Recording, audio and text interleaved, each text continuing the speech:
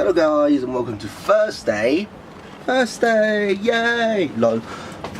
So I'm now gonna change my clothes, not gonna film it for you, and yeah, and get going, set off to watch the movie Captain America 3 Civil War.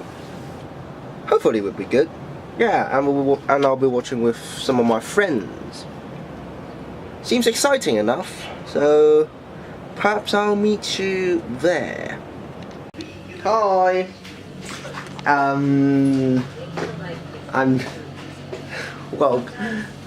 Hello. You may notice me wearing different clothes because this is actually a vlog taken after day, what's today? Day 16 of the vlog. That's actually around 3 months after, because I reckon I actually forgot to sort of talk about what we've done with my friends except watching movies, and also the review of the movie. Hopefully I'll do it without spoilers. So anyway, first I'll talk about what we've done while watching Civil War. We actually go to have karaoke, if I remember correctly, and the total around 3 of us go to sing karaoke together, and we have some good times. I'll show some videos now.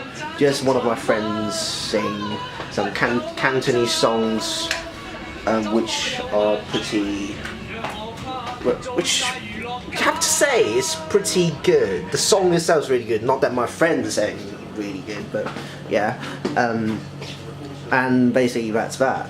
Also, during we have the karaoke, another friend joined us to make that. So that's make a total of 4, including me, to have the karaoke, as I remember. Okay, so now about the Civil War review. I'll try to do it with as minimum spoilers as possible. So, I just kind of agree with the people who like the movie. It's actually, I can't see the cliches from the movie, and it's actually, it sort of points out some of the problems that usual superhero movies overshadowed, which is those when the superheroes go out to do missions, inevitably some civilians will be affected and they'll be killed. But who should the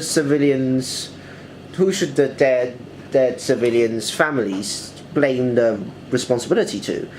And basically I think the movie sort of tried to discuss the problem with this movie, the movie's producers, I mean, and I have to say they've done a really good job of it in this sense, because I can't spoil too much, but the cause of the Civil War is that there's a thing that wants to, basically UN wants to have a thing to sort of regulate the actions of the superheroes, the whole Avengers crews, and basically Captain America just don't agree with that thing, and Iron Man and some others agree. So basically they just separate because of the opinion towards the how to say that, the documents, I think.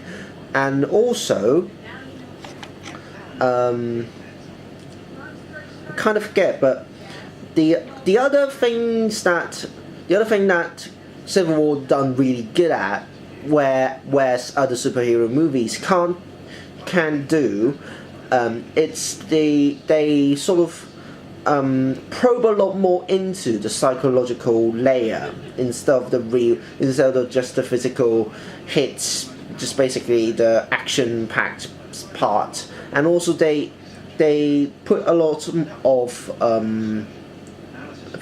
of effort into digging in the psychological layers. So why would people be enemies of each other?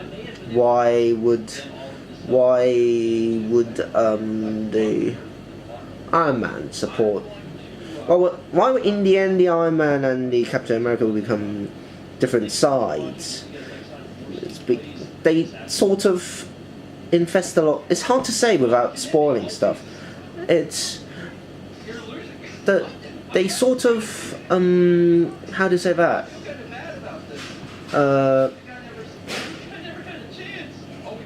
Try to the villain is the villain in the movie, except Iron Man and Captain America, there's actually a third side. Not exactly a side, but he wants to sort of control Winter Soldier because this part I kind of want to spoil, because Winter Soldier is the one who is commanded to kill Iron Man's parents, Tony Stark's parents, and basically he wants to bring out the seed of hate from from Iron Man's heart to make Iron Man to go against Captain America and Winter Soldier, because Captain America wants to protect Winter Soldier, having known him as Bucky. If you've watched the second episode of Captain America, it's really complicated, but they kind of wrap the things up really well, and I love to see more superhero movies to dig deeper into these psychological bits of stuff, and makes the movie have more layers, much more deeper, and I love it. It's a really good addition to just the normal superhero movies, and I can't see the cliches a lot.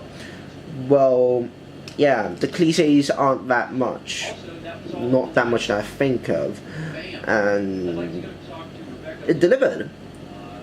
It exceeds my expectation a lot, and certainly my friends are certainly shocked, because it's actually a really good movie as I see it. So yeah, if I'm gonna give it a score out of 10, I think I'll give it 9.5 out of 10, perhaps. It's near perfect, but it just adds so much more into the superhero movie. It adds so much more, and it just gives the other producers to see. You can add this, you can add that, you can instead of just action, you can actually add some psychological things, and the original cause of why did they go against each other, that sort of stuff into. It sets a role model, sort of, if I make sense, and so it's really good. But I think they still have bits that they can improve. Well, albeit very little, but there is some how to say. There are some weird bits where I don't quite understand, and instead except you've watched, if you've watched the second episode of Avengers, so that's a bit of a downside. But in any other means, it's actually a really good movie, and I do recommend you to not go watch it, but maybe if you have if the DVD and the Blu-ray is out, buy them and watch it. I certainly recommend you to do so. And so that's it. So that's basically it's a really eventful day, I must say. And so that's it for today, and sorry for this after 3 months vlog.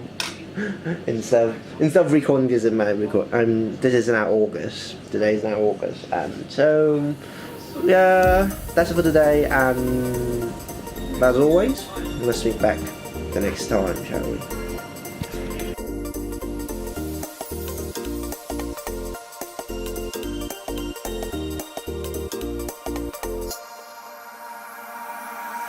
Could swear it's been 700 degrees in here.